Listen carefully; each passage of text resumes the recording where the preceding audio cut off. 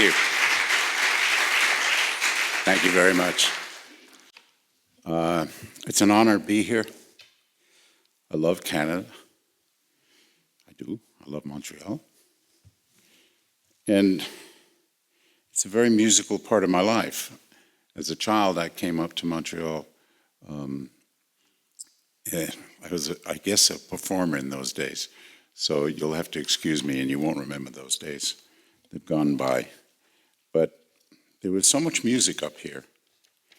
In the last few years, I've been involved with a wonderful new artist named Nikki Yanofsky. And by March, I think, of 2010, we shall have an album out. She will be the glorious age of 15, and I'm very proud of it. She's an amazing artist, and I understand what goes on in her mind, like what goes on in the minds of many young artists. My beginnings, studying engineering alongside of music, came as a surprise because at Juilliard they were very strict about what you listened to, and they wanted you to play chamber music and play in the orchestra. And I joined at Juilliard by the time I was 8. Every weekend, I spent my Saturdays in the junior preparatory department, and then during the week take violin lessons. And then my theory teacher taught me the things about writing arrangements for jazz, which was forbidden. I mean, you don't do that. But at the end of many years of study, I realized my fascination was in how do we combine the two things. As a kid, I was on a television show that the guest star was Les Paul and Mary Ford. And I spent a lot of the time talking to him and trying to learn how he overdubbed all those sounds. Sound-on-sound recordings for him was the beginnings for me of how do I make the violin swing. I felt so attached to the fact that the instrument hadn't even achieved what it could do. There were a few jazz players, but the model for me hadn't been accomplished. My mother signed a deal for me when I was probably 12 or 13 to do some classical recordings. But when I was in the studio, the guy kept saying to me, "You must get out of the control room and go out there and play." So I said, "Oh, okay. But can you tell me why the microphone is over there? And why do I hear my terrible bowing and all that stuff?" Because the structure was kind of set, you didn't step into other ideals. Throughout my beginnings, I started to search for an answer. I mic'd the violin, I plugged it into a guitar amp, I put all kinds of effects on it. And one day, one of the music teachers heard me playing with a rhythm section and thought it was just disgraceful that I was doing such things. But I was listening to Charlie Parker. Charlie Parker was one of the great alto players of all time. And during my teens, I worked part-time for a recording studio. It's not like it is now. Here we have a school, a great school, to teach you not only musicology and the understanding of it, but what goes on is how you could become, if you wanted to, a recording engineer, a scientist. I had to learn through apprenticeship. I was very lucky.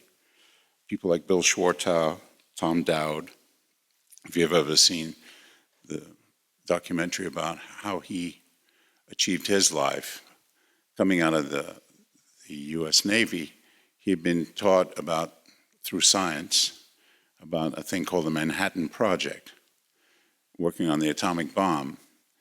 Then he went to work for Atlantic Records. Very close. But when you think about what that really means, is that his fascination with records and music. He was a bass player. He could transcribe music.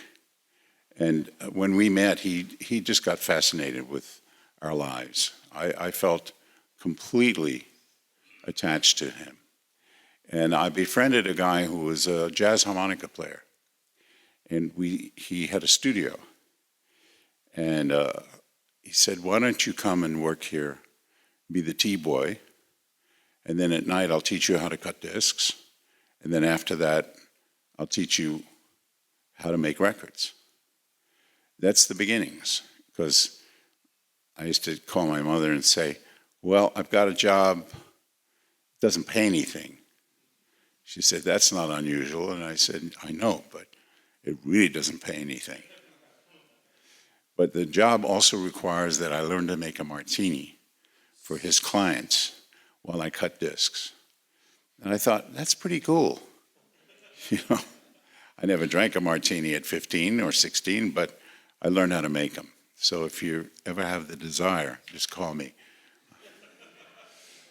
I know where that goes. Anyhow, we started making things happen. And the first thing that I was asked to build was to take one of the spare rooms in this apartment and create an echo chamber. And if anything ever happened to me that was really good, it was learning how to paint with shellac, which if you ever do that, I highly recommend you open the windows. It's treacherous. And to this day, I still can't breathe properly. But we painted this room, and we affected this room so that when I was making a demo with somebody, I would feed the delay from the head to this little room. And my goodness, you sounded incredible. And young singers would come up and say, can we record with you? Well, eventually you're starting to make records that are demos, demonstration records, for the publisher, for the record company. And these were the next coming artists. One of them was a kid named Simon, Paul Simon, Burt Bacharach, Hal David. These were all guys that said, when you get your stuff together, call us. Eventually, I got impatient. By the time I was 19, I said, I've got to do this in a big way. And got together with one of the owners and a client of mine and said, I saw a space. It's not very big, but it's big enough to make good records. And a classical fiddle player, violinist, who worked for Toscanini, said to me, I'll tell you what, I'll loan you some of my equipment and I'll get you started. And that was the beginning of A&R recording, which doesn't mean a lot to you right now, but as you look through your collection of records, it starts to come alive. The first big date ever done there was The Genius of Ray Charles. It's where Quincy Jones and I meet. It's when Ahmed and Nissa Weerdigan from Atlantic. Tom Dowd takes me on as a student. Not a bad beginning for me. The learning how to work with Ray, Quincy, who is the most creative, last-second kind of a guy to tell you what's going to go on. And he said, yeah, it's going to be Ray's band and a rhythm section. And I suddenly started to see more players showing up, somewhere in the count of about 28 players. That's not the 10 so-called horns and the rhythm section that Quincy had said, oh yeah, I forgot, Basie's band's going to show up too. So now we start this session. And Quincy tells the story slightly different than I do. He says, all I remember is that when you were playing back, you had two speakers, one on the left and one on the right, and you said, listen, you can hear the trombones from here, you can hear the saxophones from here. And it was his introduction into stereo. Now that's 1960. We've come a long way. Making 45's, as the speech says I'm making, was an art.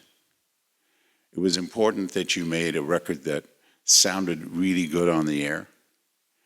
And I was known as a pretty good cutting engineer because learning how to make a good acetate, which is what goes before you ever make the actual disc, and getting them to the radio stations, and then getting those records on the air. Sometimes a hit record could be made in 24 hours.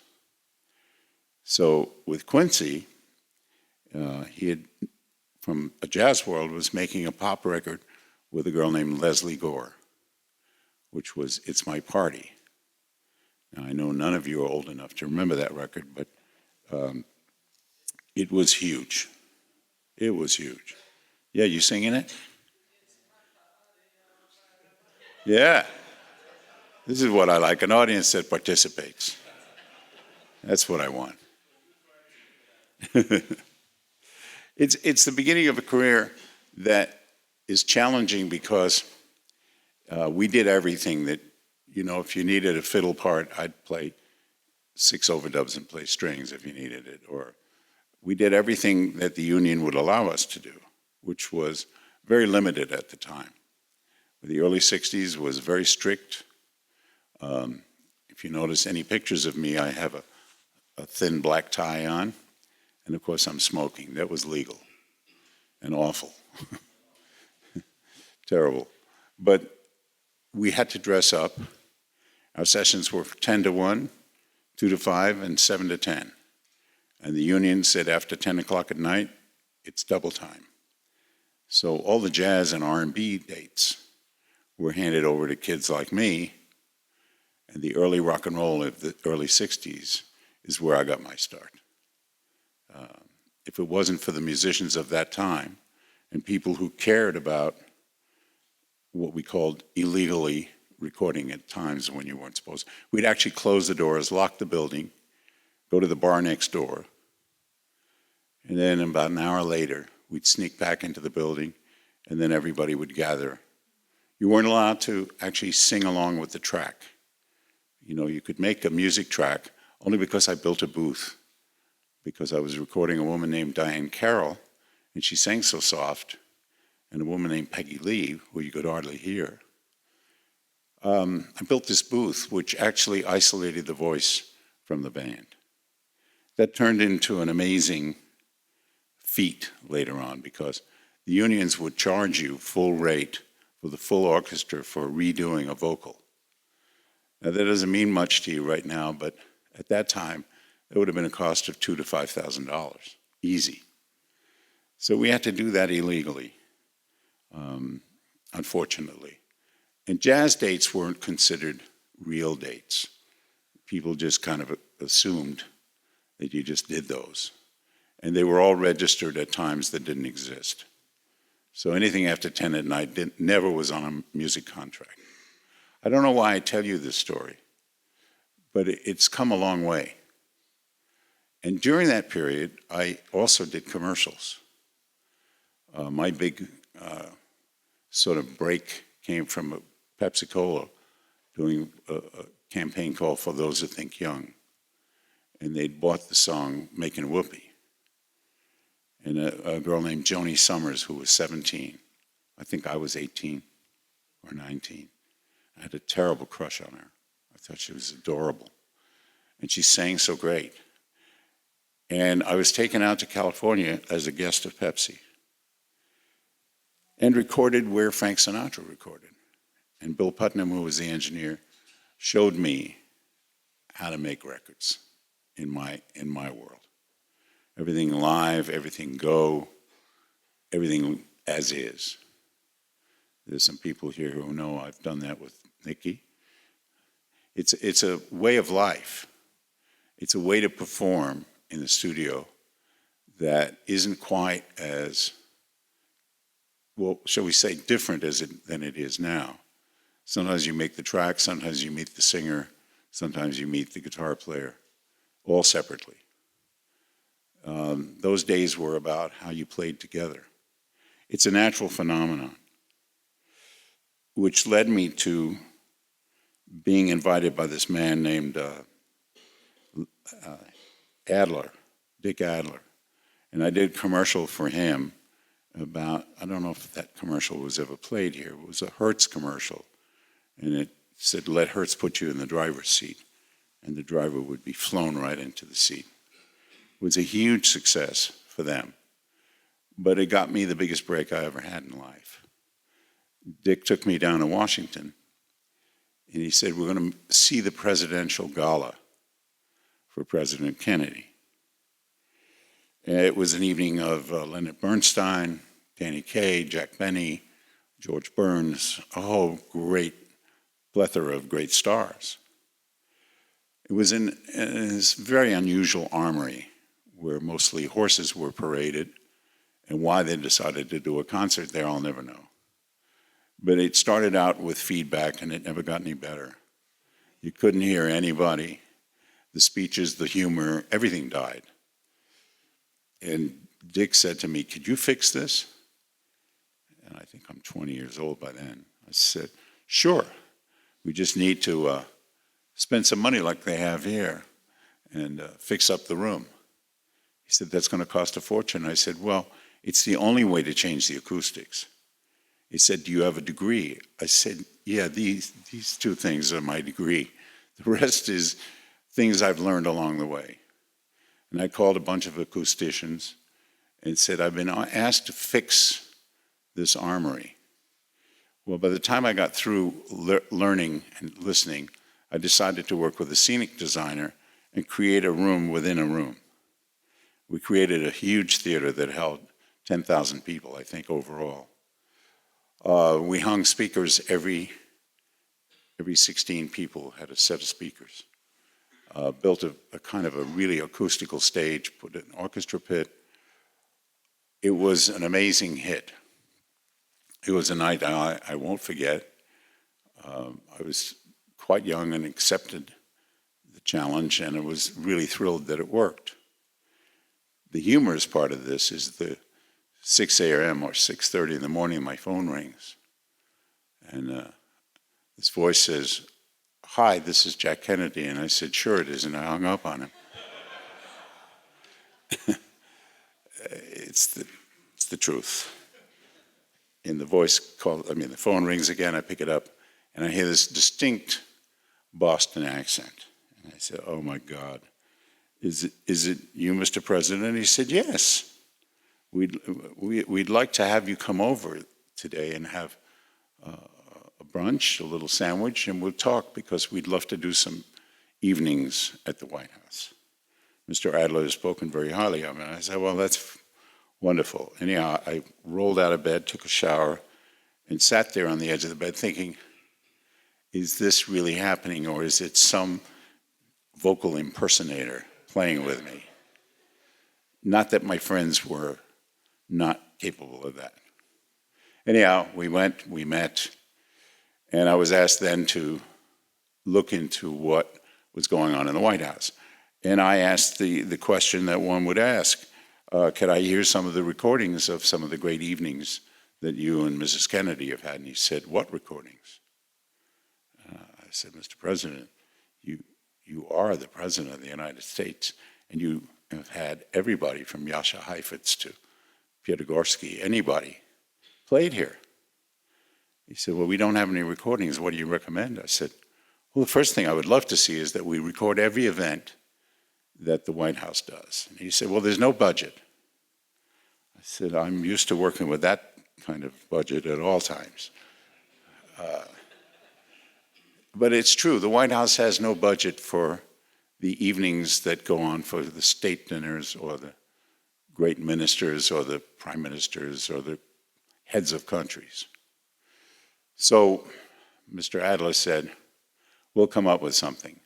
So Joel Malzina, who's a famous Broadway designer, and I came up with a way to, because Jackie Kennedy said, I don't want to see a bunch of microphones. I don't want to see wires.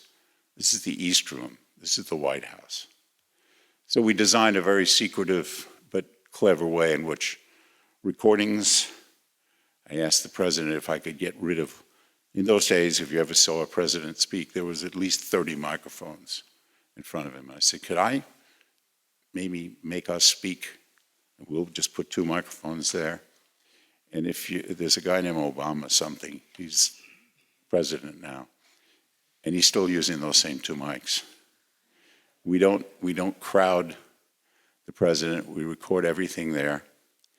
And for those of you who followed the Nixon papers, some of us were called upon to find out how did all those missing recordings go on. That's a whole other book, it's another story, and we'll talk about that some other time.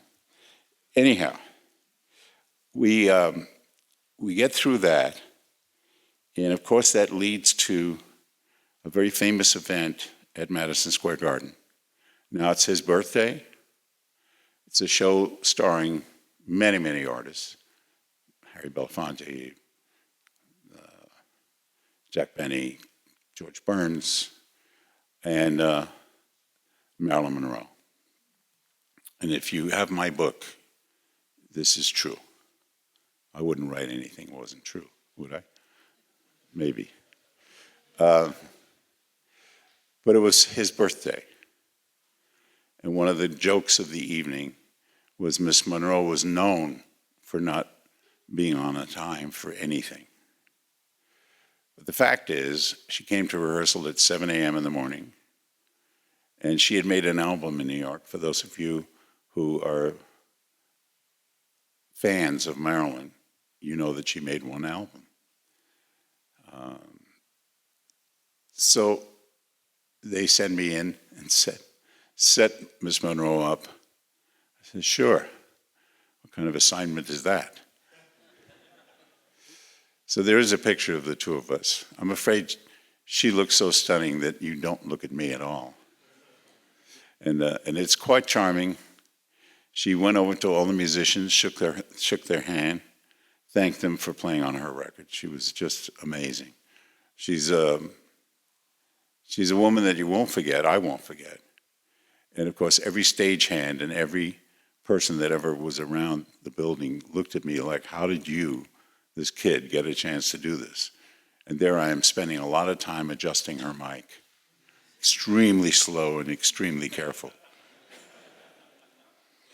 It led to lots of questions about Marilyn. Unfortunately, 6 months later, she had passed. But it's part of the growth of some of the greatest unusual recordings that took place in my life, which led to the invasion, as we called it, of the Brazilians. They came to New York in '64,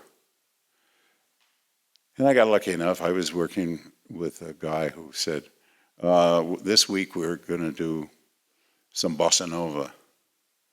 And Stan Getz, Antonio Carlos Jobim, Gilberto. And we made the one song which didn't come out for 8-9 months, which was The Girl from Ipanema, which led to any recognition I could ever have as an engineer was for engineering.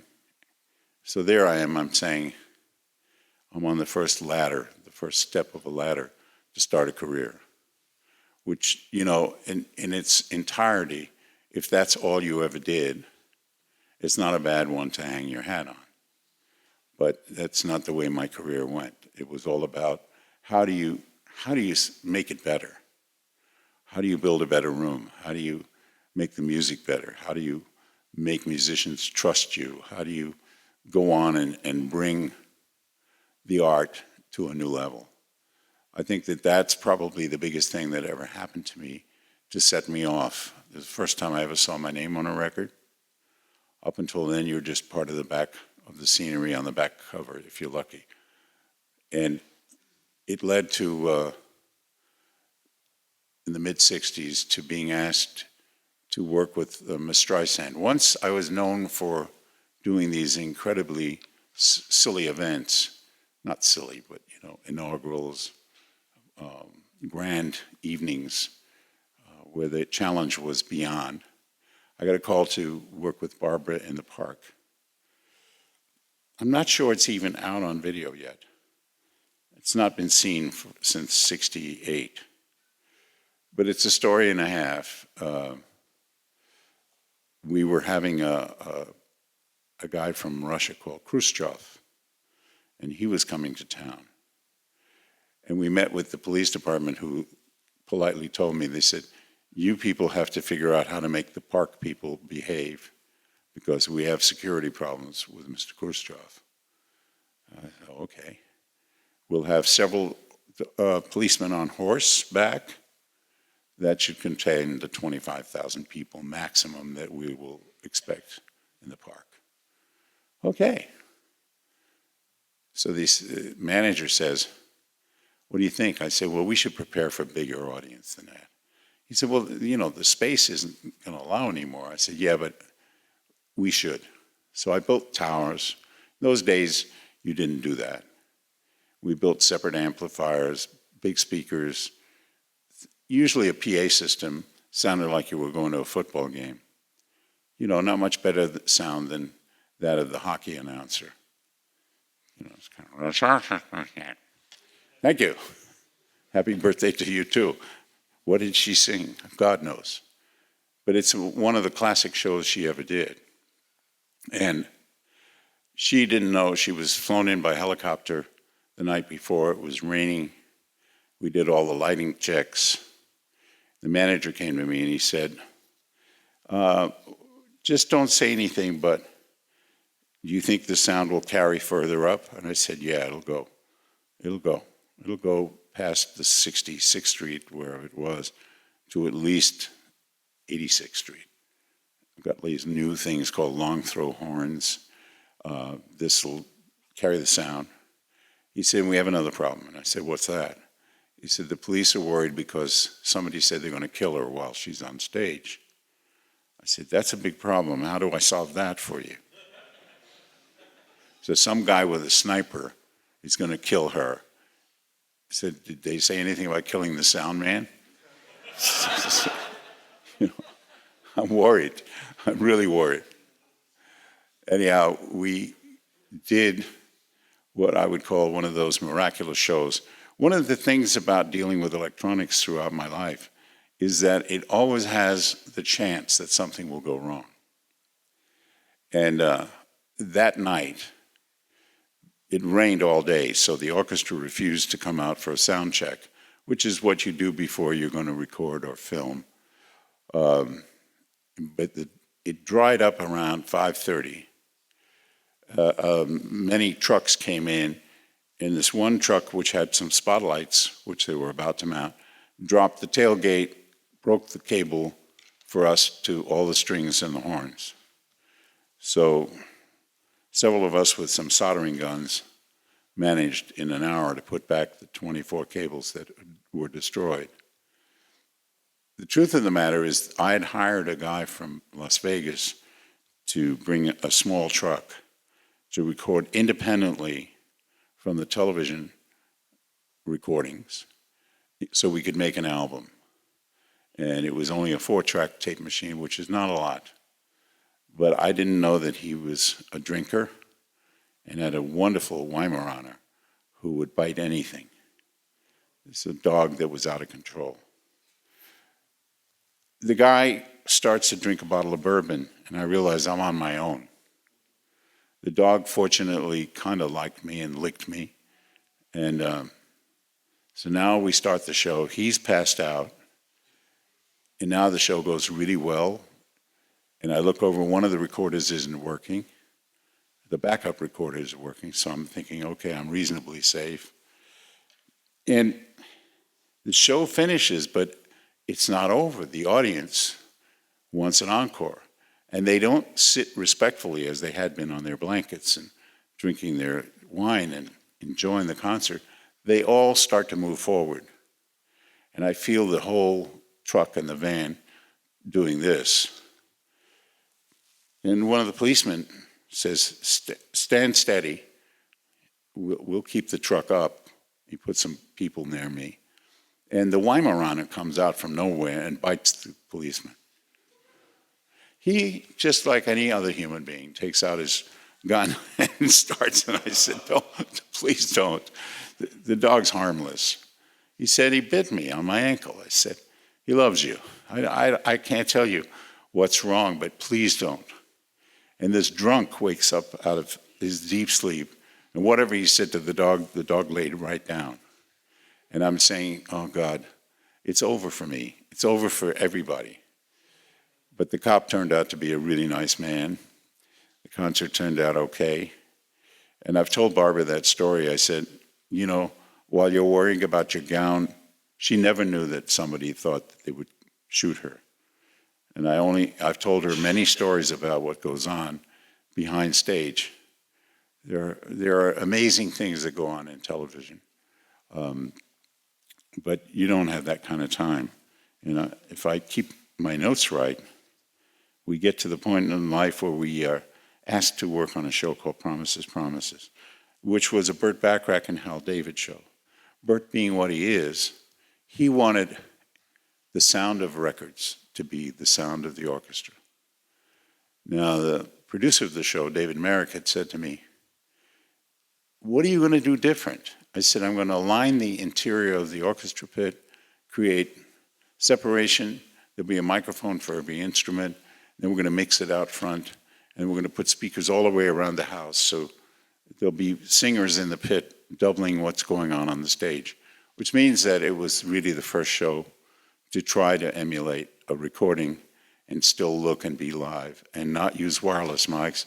Wireless mics at the time were absolutely treacherous.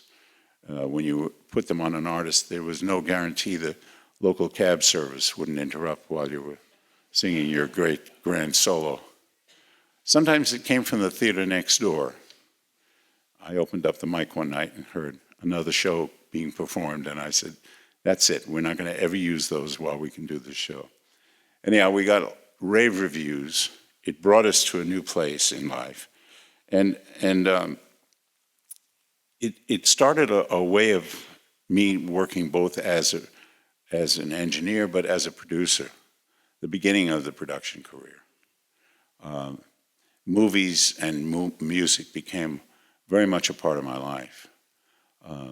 My first break comes with a movie called Midnight Cowboy. That's 1969, I think. And John Barry had done the score. Would you believe that at that time they rated the movie X because of the language? Nowadays it would be a puppies movie for children. It would highly recommend it for people under 5.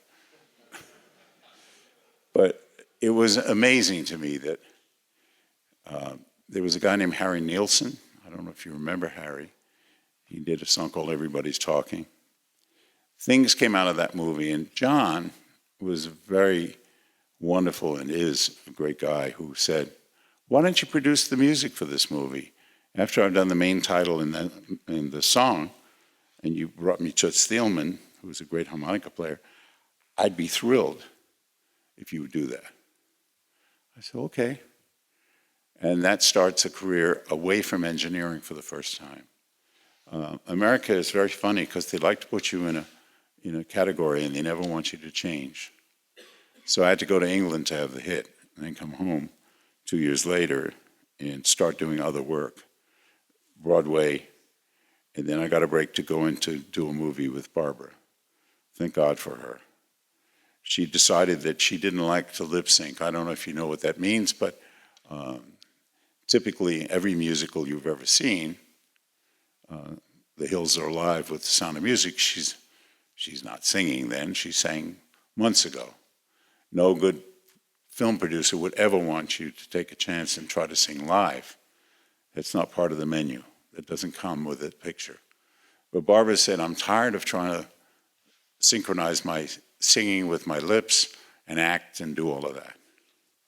So Warner Brothers said, nice idea, Barbara, but I don't think it'll ever work. It's too expensive. Things go wrong. What happens if you wake up with a sore throat? So she brought me out to do this, and we went and shot a day of the movie. And in it, the scene happens. She's singing with 2 other girls. It's the beginning of her career. She's not a star. Christopherson comes in. Fist fight breaks out. The music still keeps going. And we did it all in one take. Next day, they showed it on the movie lot to a bunch of people, and they couldn't believe it. It was so exciting that they decided, okay, wise ass, you go make that. We'll let you do it, but you have to pre-record everything in case. Well, Barbara's great at pre-recording. She's very fussy. But the arrangements that we did in the pre-record had nothing to do with what we did in the movie.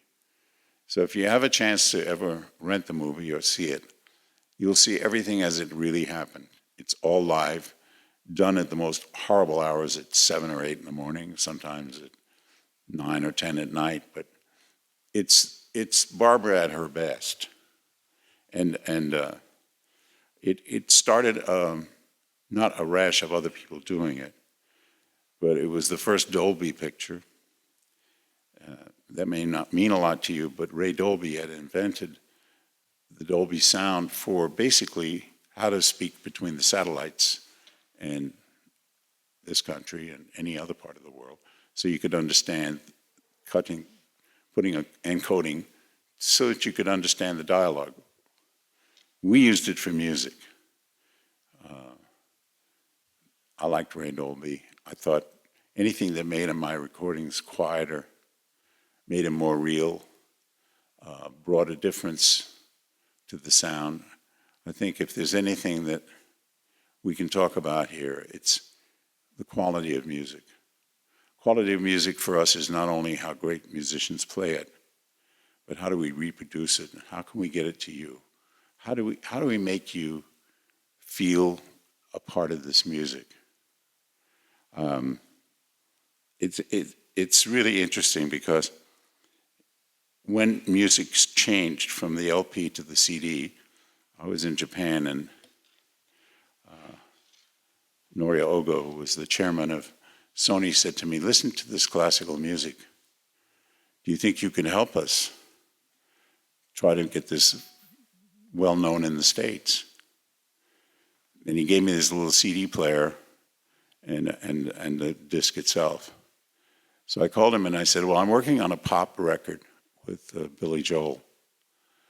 And I think it would be highly acceptable if the sound of this was as good as the studio, which is a big challenge. If you all ever get invited to hear something in a recording studio, this place has a fantastic facility. And people like Wisla and other people are attempting to recreate environments. George Massenberg, other people are working so hard so we can step up to the next section of our lives, which I'll talk about as we get. Let me see how long I've been talking. Oh my goodness. I should pay myself for coming here. The thing about quality is the beginning of change. Mr. Oga said, what would you do? I said, can I come back to Japan and make this CD? And he said, what would you do with it? And I said, well, I'll go to the radio stations and let's see if anybody calls up and says, ooh, what's that? So I brought the machine back, which was about $1,700. They only had a few of them. We manufactured one CD called 52nd Street. And I went to a station that had been important in my life, because when things in New York in the 70s got to be really disastrous, all the record companies had left. The crime in the city was atrocious. And the only people left to make records in New York in the 70s, the early 70s, was Billy Joel, Paul Simon, and I was working with both of them. So anybody else was people who were adventurous. We needed some help, and this station, WPLJ, which was an FM station, decided what I would do a live show out of my studio. It was at the point when when a recession hits, where you have to stand up in front of 30 of your own staff and say, would you mind not taking a vacation, and let's see if we can stick together and get through the next 2 weeks so we can make payroll. But I need you here. I'm going to do a radio broadcast. Radio broadcast in 1970 was a new kid from England called Elton John. The radio broadcast, there was more bootlegs out the following morning. People had recorded it. The show took off. We did 2 years, once a month, of some of the greatest recordings. And since you know how the calendar is read in England, the date for America was 11/17/70, so there was November, whatever, the 17th. But in England, it's 17/11/70. So, and the bootleg was both ways. It created a new standard for me to call that radio station 10 years later and walk in with a disc, with a player, and we played some music, and the switchboards lit up. People said, "What is that?" It's called a CD. Now, we're coming to the biggest change in our careers in the 80s. It's all changing. The optical Dolby now is in fashion. Your big pictures are now fully screened. We changed that, and I spoke in, I think it was Las Vegas, to the radio and the record stores. And when I stood up to talk, they sort of shuffled their feet like, "What do you want?" I said, "Well, this is a new thing. I'm so excited. It's a CD. It's going to sound great. We're on our way to making it really sound great, but the first batch is not bad." And guys would stand up and say, "You think we're going to change the 12-inch format for something this small that you could steal?"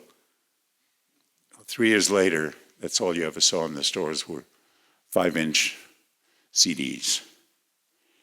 And so it brings us to an area of revolution and technology. In the 80s and 90s, we were headed for a really interesting time. I had met up with a group of people at the ranch, at George Lucas's ranch, and they were doing fixing of dialogue, which was happening in Santa Monica, while they were projecting the picture up at the ranch. And I saw this technology, and I said, "Can I try that for music?" I said, "I have a very wonderful, stubborn client, and I'm trying to get him to make an album." I'd made an album in 1983 with Francis Albert Sinatra, with Quincy Jones, and myself, and a bunch of the best musicians ever. And it had been 10 years since Francis had ever thought about making a record. They had tried to, but nobody believed that he would ever make another record. He was 76 in 1993. He said, "I'd done it all." And I spent a year at different times coming to concerts, talking to him and saying, "I really need you to make an album. I have a couple of concepts. One is an evening with you with just strings, rhythm section, and some solo instruments. The greatest trumpet player, the greatest saxophone player, and you." He said, "Nah, I don't think so." He said, "You got any other ideas?" I said, "Yeah, maybe you should do some duets." Duets? I'm too old for that. I said, "No, you're not. I need you to sing." So after 6 months, he agrees to try the idea. He said, "On one condition, I'm not going to sing in the same studio with anybody. I can't be sure this is going to work, and if it doesn't work, I don't want to be embarrassed. I don't want to embarrass the other person in the same room." I said, "Okay." Now, the first night he shows up, and I've created a booth, very flexible, an isolation booth with a big orchestra between Studio A and Studio B at Capitol. And he just looks at me and he said, "I can't sing there. I don't like the booth." He said, "Well, you make some music tracks and I'll come back and put my voice on it later." Now, if any of you have ever heard about Mr. Sinatra, that's something he would never do in his whole life. He never sang to a track, ever. If anything was, he was going to do something that was going to be live. The second night he showed up, his road manager and I had changed the look of the room. We put a stage in the middle of the room. We put some studio audio monitors, a visual screen, so he could look at the lyrics. He said, well, that's more like it. And we start playing an arrangement, and he looks at me and he goes like this. He points to the reed. He called this the reed. He said, it's not working. So he gets up and he says, thanks, guys. You make some music tracks and I'll be back and put my voice on. So his manager and everybody in the room just looks at me like, this is a disaster. And I get the phone rings and it's the chairman of EMI Records, Capitol Records. And he says, how are we doing? I said, well, we are doing fine. Frank is not exactly doing as well as I would like it to be, but I think you've spent $300,000 or $400,000 on a rock group that didn't make it, didn't you? He said, what are you telling me? I said, I don't know if he's going to make it back. But tomorrow night we'll know the truth one way or another. He's either going to make it or not. So the next day we rehearsed without him, of course. And then I had a deal with his driver and a friend of his who was in the car. And I said, just keep me informed if he's at least heading this way. He said, yeah, he's heading this way. It's 5 o'clock. I said, great. We start at 7. Maybe he'll step in. We'll make him comfortable. He came in, you know, and the good thing about this moment in my life, he's always called me kid. At my age, I'm not a kid anymore, in case you didn't notice. I never had this thing. So he says, what do you want? I said, I think we should cut the album. He said, how is this duet going to work? I said, they're going to sing their parts later. You're going to sing all of it. And then I'm going to exchange it. He said, don't explain it to me. You're going to do that? I said, yeah. He said, okay, I trust you. But why am I doing it? And now, you know, there's an audience here. There's 56 players, and most players tend to play all the time while they're warming up and keeping their fingers loose, and there's not a sound in the room. It's as quiet as it is in here. He says, explain it to me. So I tell him, you know, why we're doing it. He said, I did those songs. I said, yeah, but you're like Sir Laurence Olivier doing Shakespeare at 60. You're different than when you were 25. I said, the readings will be more knowledgeable. You'll sing One for My Baby, totally different now than you did when you were 25. I said, oh, really? I said, look, I'm going to go in the control room. Let's pick a song. I'd made a big menu, like a nice restaurant. He said, what do you want me to sing? I said, well, pick something. He says, okay, Fly Me to the Moon. I said, okay. So I start to walk towards the control room. And I said, it's going to be great. And if you don't like it, I'm going to destroy the tape. I said, but it's going to be great. And then in dead silence, he says, it better be, kid. So just so you know that this job doesn't exactly come with fleur-de-lis, you know. So we are, I thought I would take a minute here, it's actually 2.5 minutes, and show you a piece of that live recording where we've added in the first duet. And that's a cue for you. And I'll turn my mic off, or you will.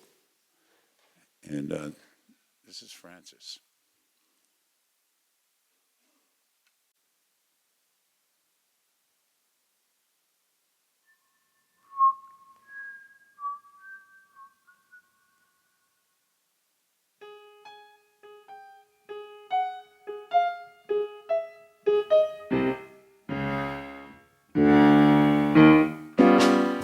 Out of the tree of life, I just picked me a plum. Best is yet to come, come the day that you're mine. Frank, qué bella es esa niña. And I'm gonna make you mine.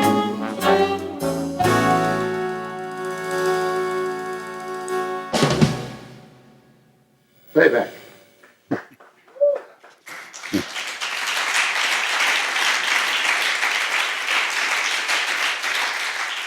Thank you. I just thought I'd remind all of us that we are in a new decade of recording. And inside of all of that recording, even though the technology is in its first usage, called EDNet, which is digital network between two places. John Cicada is actually in New York when we're shooting that. Frank really ended up loving this album. It's, just for grins, it's probably the biggest record he ever had. It's sort of sad, but it's great. 5 million records. And my children thank him for that. So the revolution starts in the 90s. We're headed for a new era. The paradigm is shifting. And as the guy who put the title on the speech said, from 45's to downloads, I end up being invited to head a new company called N2K. N2K stands for Need to Know. And it's so brand new at the time, in 1998, 99. We're going to be the first internet music company. Now, if you think I was unpopular with the CD, you should see what it was like when we were trying to present the next evolution of music through the internet. I hope you all will have the confidence to know that the change and the style of what we're going through has got a positive end. It's a new beginning. As I said to the people back then in 1999, I said, and I say it to you now, the shift has come. We've had 50 years of dealing with music through the LP. From 45's to the LP was a big change. We're about to embark on what I think, which is now manifesting in the year 2009, as this revolution and in some ways a lot of negativity. I'm not here to preach about iTunes or anything else. I just think we need to remember that our children and your children's children need to be introduced to the best sound in the world. Now that was a third generation copy of a videotape that you just heard. I don't know how it sounded out there, but it's not terrible. And can you imagine if the audience could hear that as it really happened through what we hear in the control room? James, was that loud enough? I couldn't tell. Anybody okay with that? Because it's above me. But it's the start of what I think is where we're supposed to go. N2K was so new. I was sitting at a round table of people who, there was a guy from Yahoo, Amazon, all these people. We only had 2 years before we were bought by a company called CD Now. And I can't say that I could have controlled that, but my friends who did, as we look back now, and I said, half the people who worked for us, all the kids who had all kinds of color hair and ringlets hanging out of their noses and ears, were the geniuses who now have designed all of what iTunes is about. And it's okay. People shouldn't resist change. It's okay to change. What hasn't been a helpful moment, as I've tried to explain to record companies, it's not nice that you sue our customer and arrest my grandmother for copying it for her grandchild. You don't do that. You rethink about how it would be to have you wonderful people hear the music we work with, hear it in full surround, see it in HD, or better, 3D. The Massenbergs and the other folks that we all know, and you, Wisla, who are working on virtual rooms that sound like they did when the rooms that the Haydn Project and other pieces of information that we should experience. That's just you hearing a videotape of something taped back in '93. What it leads us to is, how can the internet be close and friendly? Why isn't it? It's the new paradigm. I don't believe records should cost a lot of money. I don't mean to make them. But since if we lost all of our retail stores, what are we doing? How do we reach you? And if radio stays the same format, you won't have any listening, and you won't give us the minute or 2 minutes or 3 minutes that we had your attention to keep you for the next 8 minutes and then 30 minutes, etc. So the concert venue is our hope. I'd like to see us be able to go to venues I did as a kid, which didn't cost a lot, a couple of beers, and you could see Bruce Springsteen and a lot of other artists. You should be able to hear jazz artists. I hope Nikki will play a lot of small venues, because some of her band is right here, people who have a lot to say about her career. It's important that we bring our artists to people her age and to those who love music. As Quincy Jones said, if you turned off the music for 24 hours, the world would go crazy. And he's right. If we just shut it all down, it's all part of our paradigm, our life, our love, our need. Music is healthy for you. It helps you when you're sad. It helps you when you're up. It makes you dress up and do things. And if you're built like me, you can't play tennis and golf and baseball or football or hockey. So I played the fiddle. And I engineered a lot of interesting records in my life. But it's the truth. If you experience it in a room with 100 people, Nikki just played New York a couple of weeks ago. I mean, 100 people went crazy. And we need her to play 10 nights, so 1,000 people will go crazy. And we need her and all the young artists. I work with people like John Legend and this guy named Paul Simon. He and I are making a record again. We have no idea for whom. We hope it's for you. And it's not an old paradigm at all. It's new music, new songs, new ideas. Billy Joel hasn't made a record in 16 years. 16. That's disgraceful. And I think he and other artists are fearful that if they make the record, who's going to buy it and who's going to hear it. So, first of all, it should be available, and if I say this and the press picks it up, I'm just saying it's nice if an album is $10 and under. It's not about the royalty stream. It's about getting 1 million people back on our side. It's all about quality. If the game people have reached an audience, they're now using real orchestras. A lot of us, hopefully, will make good music for them. That's just one industry. What happened to the music industry? And it needs to be alive, needs to be healthy. Movies are our friend. Some of us are doing songs for movies. I'm happy to say I am.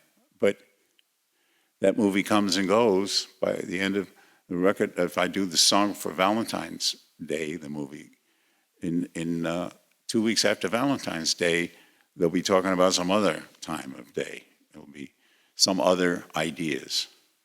And where will the record be sold? I don't know. But I think we need to be directly hooked up to your ears, your car. And I'd love for you to spend 1 minute, 2 minutes a day that I could suggest music, not only in the Huffington Post, but to other places, just to say, look, this is new. It's interesting. It doesn't matter what choice of music you have. It's that it should be delivered to you at a reasonable price. You should be able to go to concerts. It's great to go see Madonna and Elton and all those people for $250 if you've got it in your pocket. If you don't, it'd be nice to see them for $25 or whatever you can afford. You know, I was lucky. I mean, I have 3 kids they're no longer kids, but they got to see an awful lot of concerts. They grew up thinking that the little plastic thing that was on their belt that said backstage was the way of life. They truly believe that.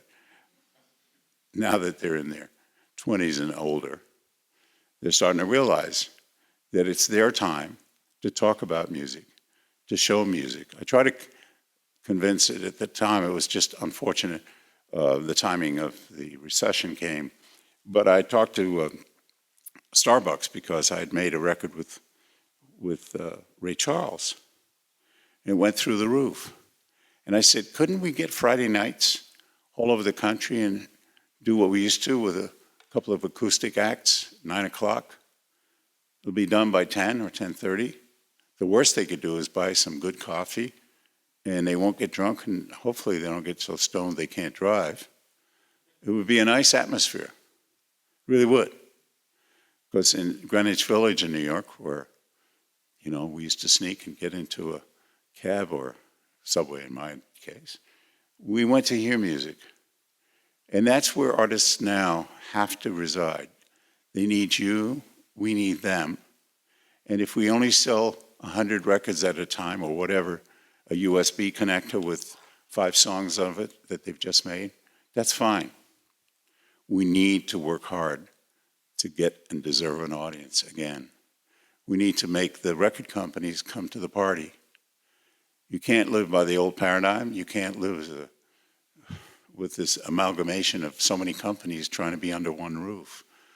We're going to have to get a lot of indie ideas again. So, having said all of that, and I'll be misquoted, I'm sure, which is okay.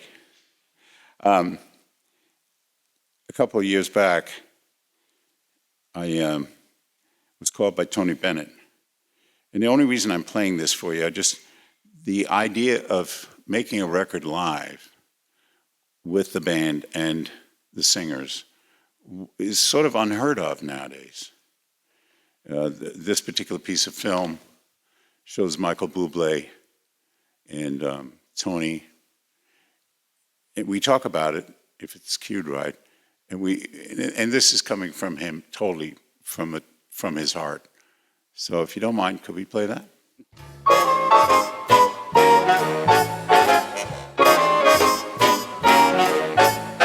Just in time, I found you just in time.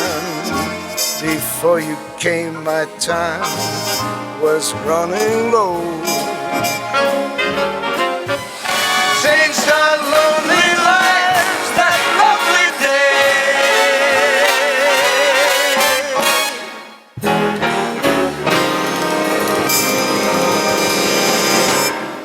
It's amazing how prepared Elton John was. That's Mr. Bublé.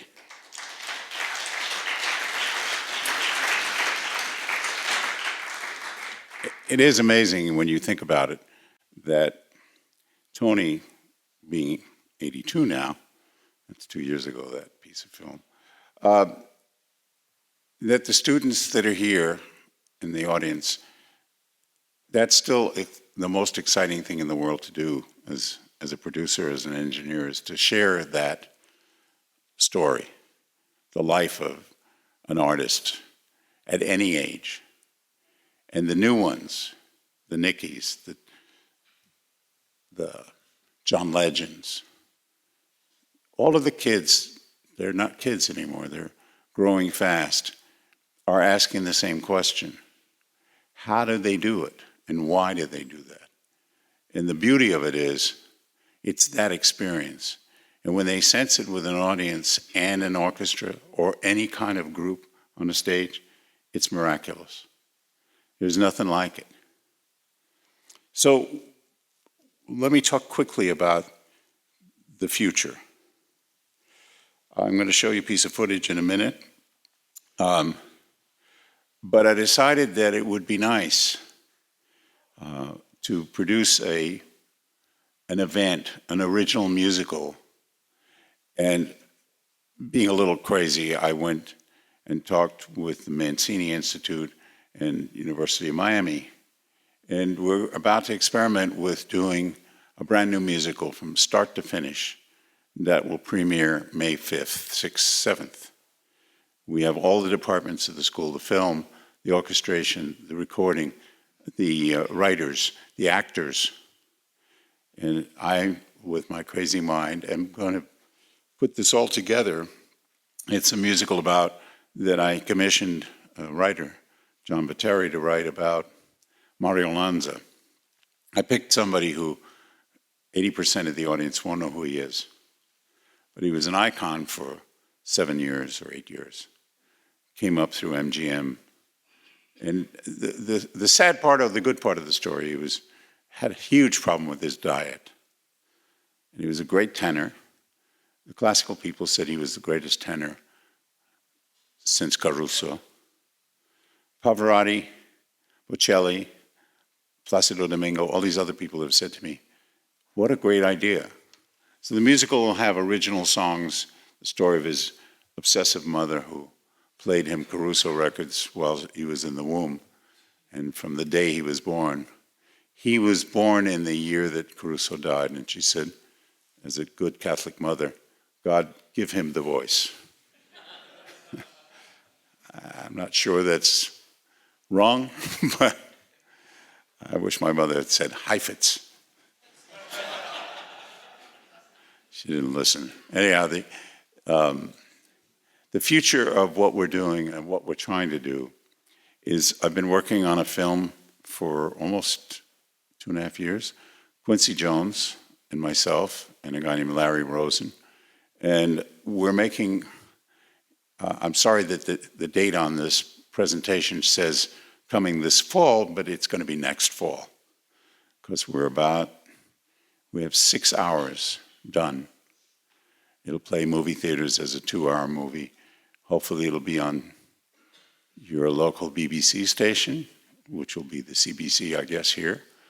In the 6 parts, it'll be one of the best educational pieces of film, the book, the musical, everything about it.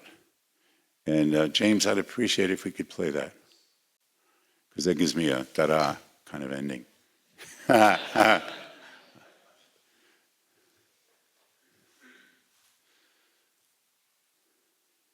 Here comes I feel like here comes Johnny. Here comes the music. Oh, here we go. Play. Well, man, I know. It might be a little soft. I'm so glad you're mine. Well, if you hear me howl. Here's to you, Mrs. Roosevelt. Jesus. Gee, I don't know which one it should be. Mrs. Robinson or Mrs. Roosevelt? Q talked about it. That's the strangest song in the history of music. Yeah-yo, yeah-yo. You shake my nerves and you rattle my brains. Sometimes it skips out.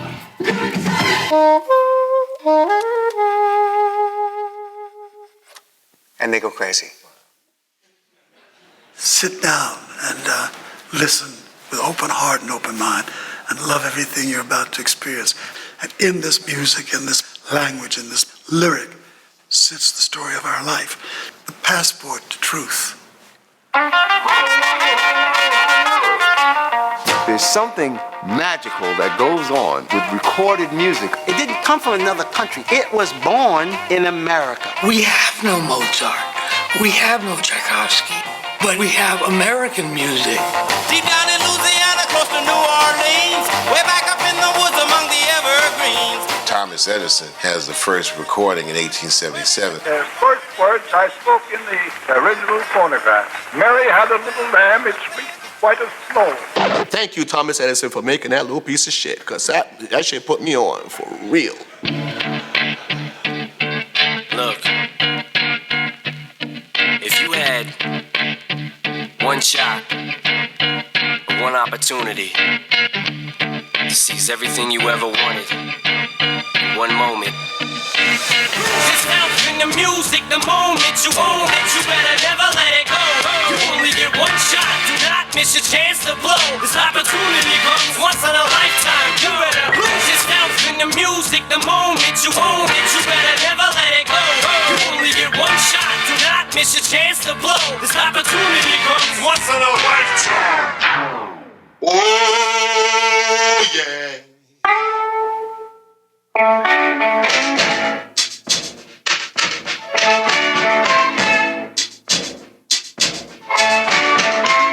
Now, when I was a young boy,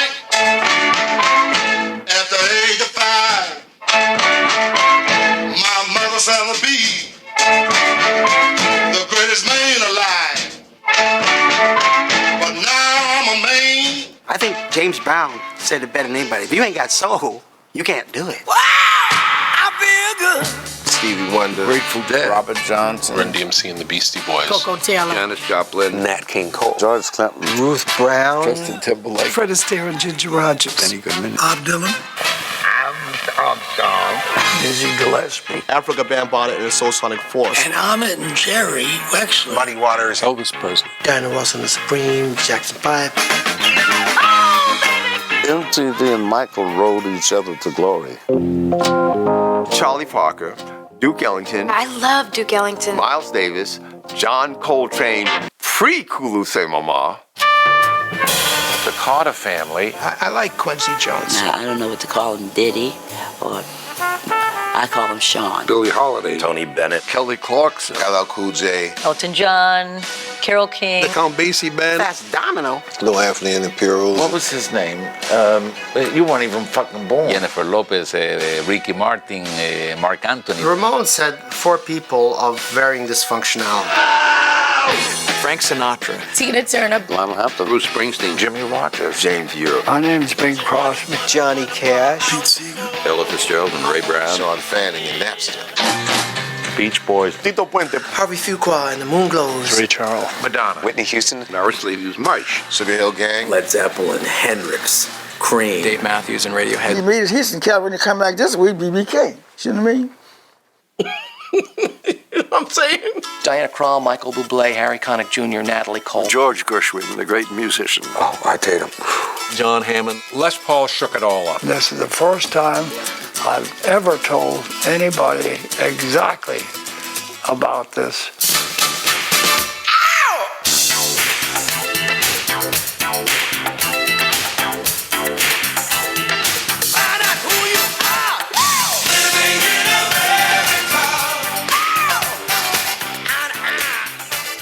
So that's...